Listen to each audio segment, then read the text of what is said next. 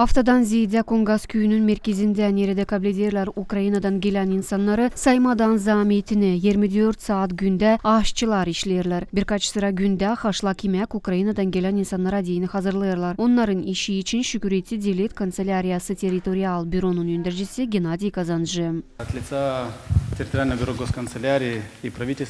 Saygılı karılar, Devlet Kanselariyası Territorial Bölümün hem Moldova Devletin hükümetin adından isterim şükür etmesizi bu iş için. Siz saymırsınız zahmetinizi da Ukrayna vatandaşları için işlersiniz. Sizin işinizin pahası yok.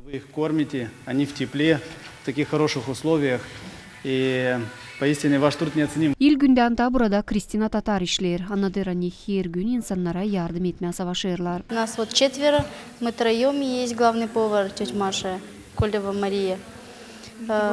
Biz burada 4 kişi işleriz. İnsanlar pek şükür ederler. Var bizde bir tiftir, orada methederler bizi hem şükürlük laflarını yazarlar. Что можем? Готовим, вот стараемся, чтобы им было хорошо.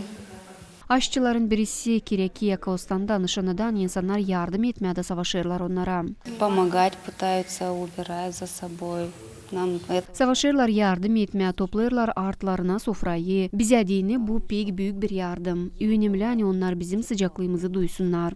Kongas köyünün Ukrayna'dan gelen insanlar için merkezin yemekleri hazırlamak odası gece gündüz işler. İnsanlara dini burada 4 sıra günde yemekleri hazırlarlar. Alona Terzi, Vladislav Tabachuk, Alexey Gerchuk, Gareta Haberler.